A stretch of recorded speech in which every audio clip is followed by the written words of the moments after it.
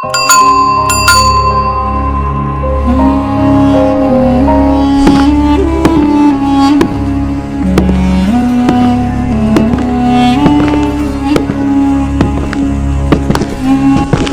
के पास बसे एक छोटे से गांव जोधापुरा में रामू नाम का बदनसीब व्यक्ति रहता था।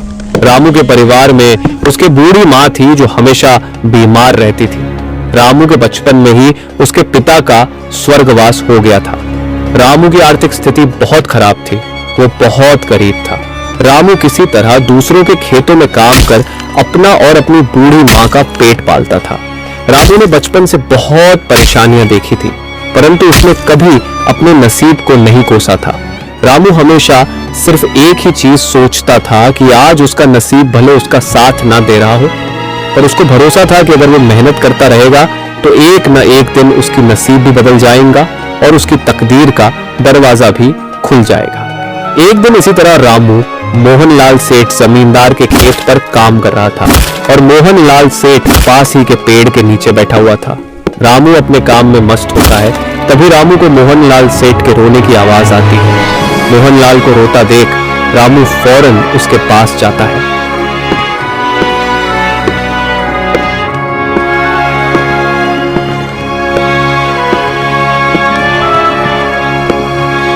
क्या हुआ मालिक, आप क्यों रो रहे हो? कुछ हुआ है क्या? मुझे बताइए, शायद मैं कुछ आपकी मदद कर सकूं। रामू से इस तरह मदद के लिए सुन मोहनलाल थोड़ा भड़क जाता है। अरे रामू, तू क्या मेरी मदद करेगा जब तू अपनी खुद की मदद नहीं कर सकता? तू किसी की मदद करने लायक होता तो आज मेरी जमीन पर काम नहीं कर रहा होता। ऐसी कोई बात नहीं है, सब नसीब का खेल होता है और नसीब एक तराजू की तरह होती है। जिसकी तरफ मेहनत का वजन बढ़ेगा वो धीरे धीरे उसकी ओर झुक जाएगी। मेरा क्या है, मैं बस अपनी मेहनत पर विश्वास करता हूं। आज नहीं तो कल नसीब का तराजू मेरी तरफ भी झुकेगा और मेरे भी तकदीर का दरवाजा खुलेगा। रामू से इस तरह की बातें सुनकर मोहनलाल सेठ को बहुत प्रसन्नता होती है। क्या बात है रामू, तुझे और तेरी सोच को मेरा सलाम। इतनी मुसीबत से तू अपनी जिंदगी काट रहा है, फिर भी तू अपनी हिम्मत नहीं हारता। ऐसी कोई बात नहीं है सेठ जी, ये सब तो मेरे पिताजी की सीख का नतीजा है। मैं जब भी किसी चीज के लिए जिद करता था तब मेरे पिताजी मुझे बस एक चीज कहते थे, देख बेटा रामू, आज मेरे पास इतने पैसे नहीं हैं कि मैं तेरी हर इच्छा पूरी कर सकूं, पर तू मेरी ये बात याद रखना, हमारी ये जिंदगी भी किसी मौसम की तरह है। कभी बहुत धूप तो कभी बहुत ठंड, कभी बहुत वर्षा, पर तुम्हें एक न एक दिन वो भी समाप्त हो ही जाएगा। बस तुम कभी हिम्मत मत हारना। अरे वह क्या सोच थी तुम्हारे पिताजी की, काश मैं भी उनसे मिल पाता। सेठ जी, ये सब तो बीती बातें हैं, ये सब छोड़िए और मुझे पहले ये बताइए, आप क्यों रो रहे थे? अरे रामू, अब क्या बताऊं तुझे, मैं एक बहुत बड़ी मुसीबत में फंस गया हूं। मुझे कुछ समझ नहीं आ रहा है, कैसे इस समस्या से बाहर निकलूं। क्या हुआ सेठ जी, जरा साफ साफ बताइए। रामू, मेरे पास मेरे पिताजी की एक जमीन है जिस पर मेरा और मेरे भाई का पूरा हक बनता है, पर मेरे चाचा के बच्चों ने उस पर अपना हक जता लिया है। बस इतनी सी बात। एक काम कीजिए सेठ जी, आप अपने गांव के पुलिस स्टेशन में जाकर अपने चचेरे भाइयों पर जमीन हड़पने का केस कर दीजिए। अरे इसका कोई फायदा नहीं हो रहा। हमारे गांव का विधायक मेरे चाचा के लड़के का बहुत अच्छा मित्र है, इसलिए तो इतना परेशान हूं, क्योंकि अगर गांव का विधायक उनके साथ है तो मैं कानूनी तौर पर भी उस जमीन को अपना साबित नहीं कर पाऊंगा। अब तो मेरे चचेरे भाइयों ने उस पर मजदूर लगाकर खेती भी शुरू करवा दी है।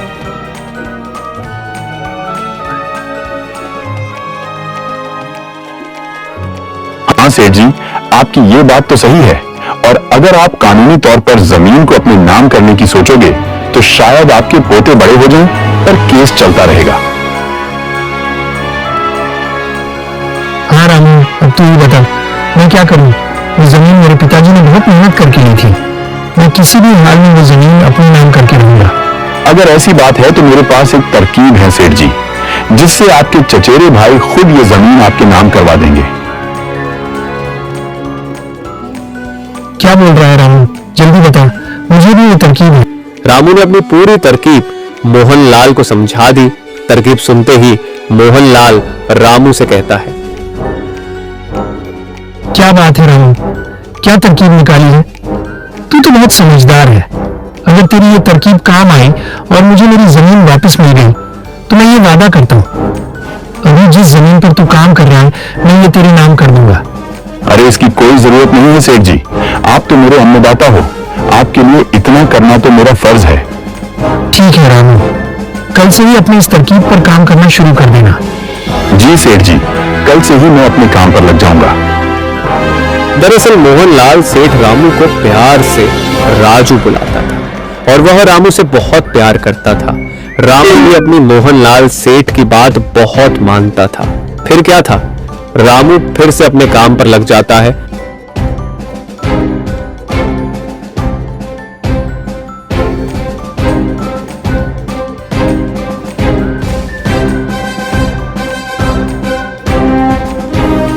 अगली सुबह रामू मोहनलाल के चचेरे भाइयों के पास जाता है।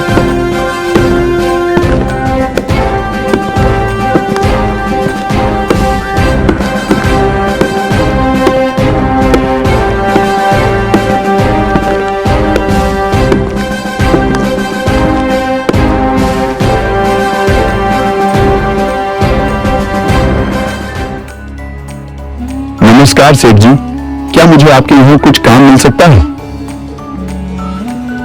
कौन हो तुम और यहाँ पर काम करने वाले चाहिए, ये तुम्हें किसने बताया? अरे सेठ जी, हर दिन कहीं ना कहीं काम कर अपना पेट पालने वाला एक गरीब मजदूर हूँ।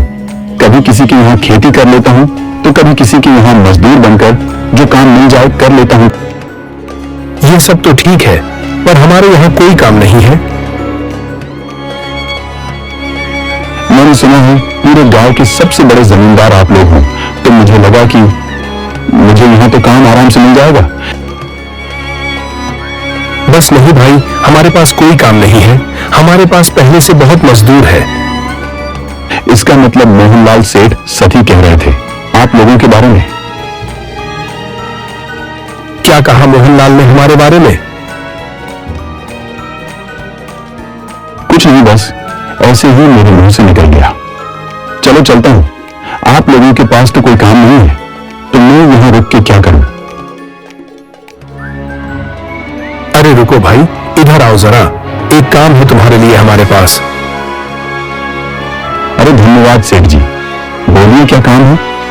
मैं कोई भी काम करने को तैयार हूं, आखिर पापी पेट का सवाल है।